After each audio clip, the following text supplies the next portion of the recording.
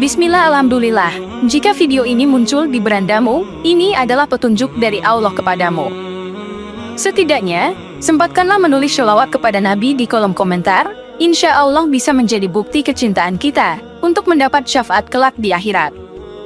Assalamualaikum warahmatullahi wabarakatuh. Puji syukur kita panjatkan kehadirat Allah atas karunia-Nya, dan sholawat senantiasa selalu tercurah kepada Nabi junjungan kita. Semoga kita semua selalu diberkahi kesehatan, kebahagiaan, dan keberhasilan di setiap langkah dan usaha kita. Dan semoga kita tidak mati, kecuali dalam kondisi beriman dan berislam. Pada saat seorang wanita yang menjadi istri Anda membutuhkan Anda, tunjukkan kebutuhan kita 1000 kali daripada dia. Dia sayang, dia perhatikan, dia siap berkorban. Kita harus 1000 kali lebih hebat daripada itu. Laki-laki memang penaung. Tapi kapan dibalik? Kalau saya pribadi, kapan dia tidak butuhkan, menunjukkan kebutuhan, saya 1000 kali tidak butuh sama dia. Untuk apa Anda merendahkan diri di depan seorang wanita yang kalau memang dia tidak bisa menjadi seorang istri? Karena kapan wanita sudah menyombongkan diri di hadapan laki-laki, tidak akan ada wibawa sama sekali. Ini poin dulu dalam pembukaan. Dan selalu saya sarankan siapapun ikhwah yang minta saran saya dalam masalah rumah tangga, yang paling pertama ini saya ucapkan, saya bukan menyuruh Anda menjadi keras, bukan. Tapi saya mengajak Anda untuk punya prinsip dalam hidup. Wibawa, pemimpin rumah tangga. Dibutuhkan kita butuh, tidak dibutuhkan ya sudah. Masih banyak gantinya. Dia mau ganti laki-laki lain, silahkan, ahlan wa sahlan, silahkan. Allah akan gantikan penggantinya yang lebih baik. Dan itu harus bisa kita punya prinsip. Memang begitu. Kalau ini kita terapkan dalam kehidupan kita, kita akan sangat mudah hidup. Terkadang subhanallah ada pengorbanan berat. Berpisah dengan meninggal, berpisah karena masalah dosa yang dilakukan oleh pasangan kita, jelas haram. Kalau ada seorang istri hanya karena masalah suaminya kekurangan ekonomi mau berhubungan sama laki-laki lain, wanita apa ini? Cinta itu pengorbanan, kasih sayang, bukan hanya pada saat mampu kemudian disayang, pada saat tidak mampu kemudian ditinggal. Subhanallah. Hati-hati, hukum Allah subhanahu wa ta'ala berlaku.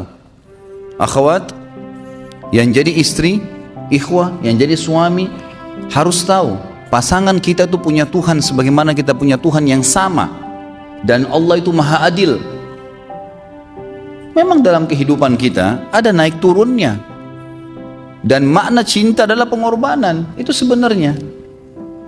Kalau hanya kita kantongnya lagi penuh kemudian disuka sama istri, pada saat lagi tipis, lagi masalah kemudian dia mau berhubungan sama laki-laki lain, naudzubillah min dzalik. Wanita apa ini? Kalau saya tidak naungin.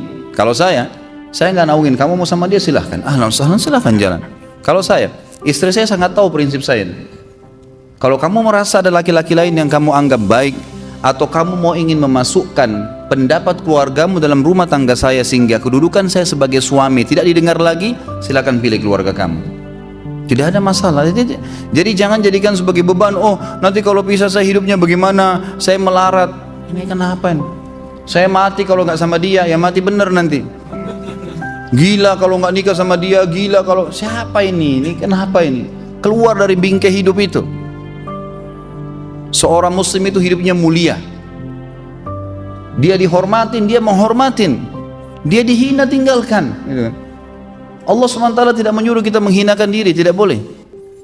Kalau wanita ini misalnya, istri ini yang dikatakan tadi masih mencintai suaminya, dia hanya sekedar minta kerja, ya, garis bawahi kalimat ini ya.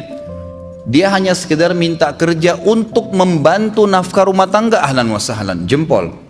Nggak masalah. Bagus itu. Sampai suaminya mapan. Itu baik. Tapi dalam kondisi masih status istri punya hubungan sama laki-laki lain, naudzubillah min dzalik. Mana ghirah? Mana kecemburuan positif yang telah Allah pelihara dalam diri kita? Nggak boleh. Pada saat seorang sahabat pulang ke rumahnya mendapatkan istrinya selingkuh dengan laki-laki lain, tidak disebutkan apakah berhubungan biologis atau tidak, tapi yang jelas sahabat ini sampai kaget masuk ke rumahnya temukan ada laki-laki lain. Dia bingung mau lakukan apa. Dia pergi ke Nabi SAW lalu berkata, ya Rasulullah, saya pulang rumah istri saya lagi sama laki-laki lain. Maksudnya dia pandu saya harus buat apa nih? Apa yang terjadi? subhanallah, Sa'ad radhiyallahu anhu, sahabat Nabi mulia, menghenuskan pedang mengatakan, ya Rasulullah, kalau terjadi pada rumah tangga saya akan penggal dua-duanya. Dua-duanya saya penggal nih. Tapi di sini ulama bilang, saat ingin menghukum kalau terjadi pada keluarganya dengan penggal ini, bukan maksudnya dia menghukum secara individu, maksudnya dia, saya ingin terapkan hukumnya Allah, dirajam, dibunuh karena mereka sudah menikah dan berzina. Hukum Allah terapkan, kemuliaan agama harus ada. Harus begitu.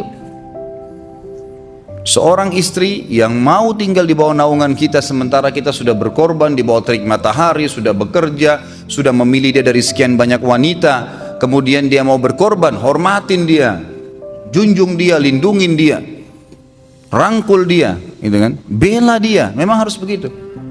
Tapi kalau masih dalam naungan, kemudian sedikit himpit masalah ekonomi lalu berhubungan sama laki-laki lain, naudzubillah, jangan dipertahankan. Berbahaya sekali, gitu kan? Jangan Anda menjadi laki-laki lemah gitu.